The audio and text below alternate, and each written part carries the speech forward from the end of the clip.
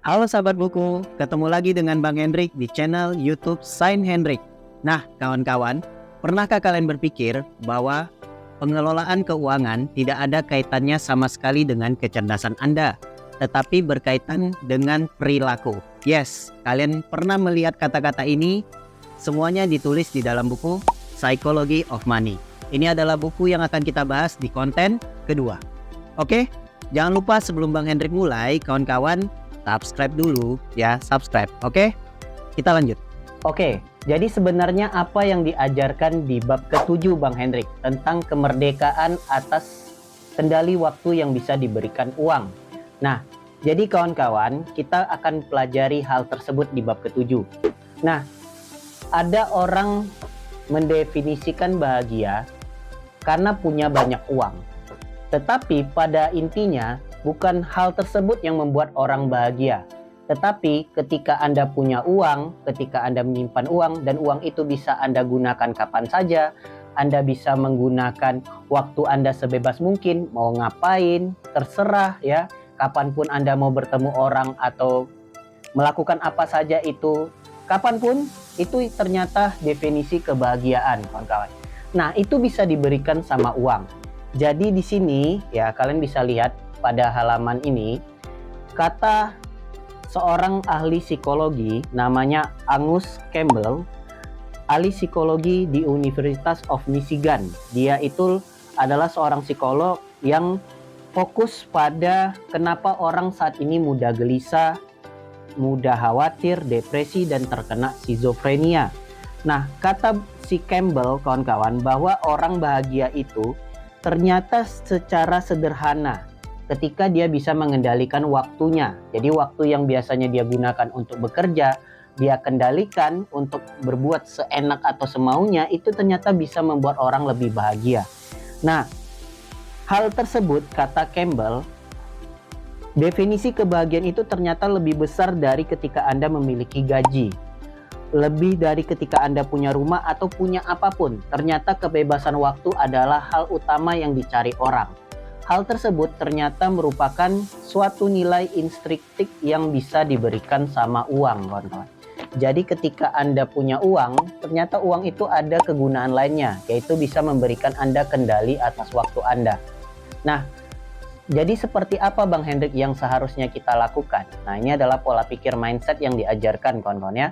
Jadi kawan-kawan, yang harus Anda lakukan ketika Anda punya uang banyak, apakah uang itu Anda habiskan atau Anda tabung? Ternyata tidak.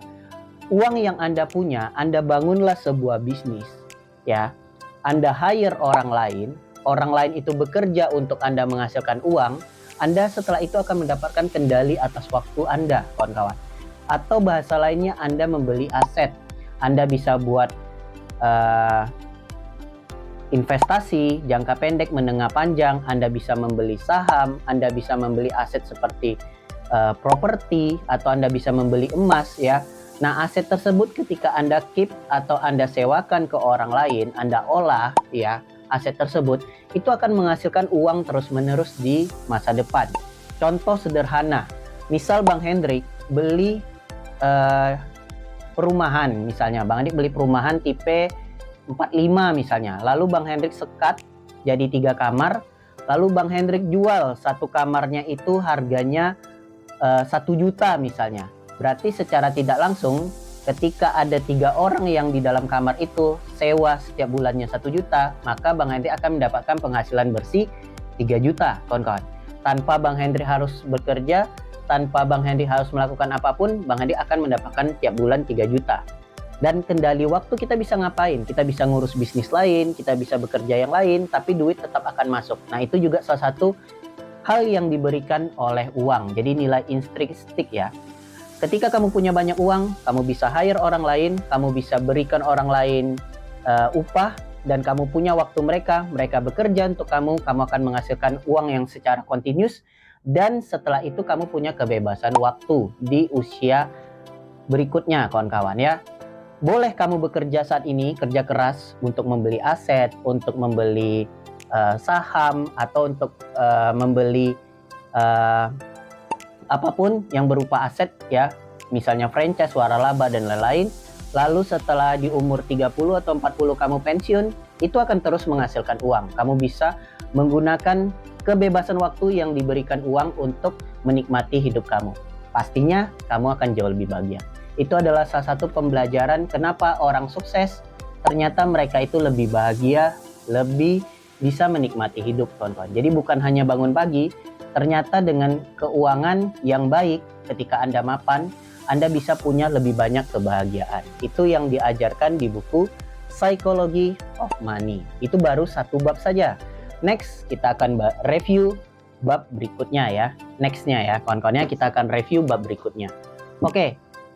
Nah, jadi sebelum Bang Hendrik tutup konten kita pada kali ini, jangan lupa kawan-kawan, kembali lagi Bang Hendrik ingatkan, subscribe ya, subscribe.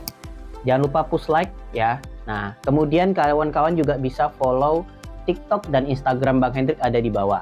Untuk pembelian buku, kawan-kawan, apapun buku yang Bang Hendrik tampilkan di depan ini, di display atau di bagian belakang, ini bisa kawan-kawan lihat di TikTok ya. Jadi di TikTok itu Bang Hendrik punya keranjang.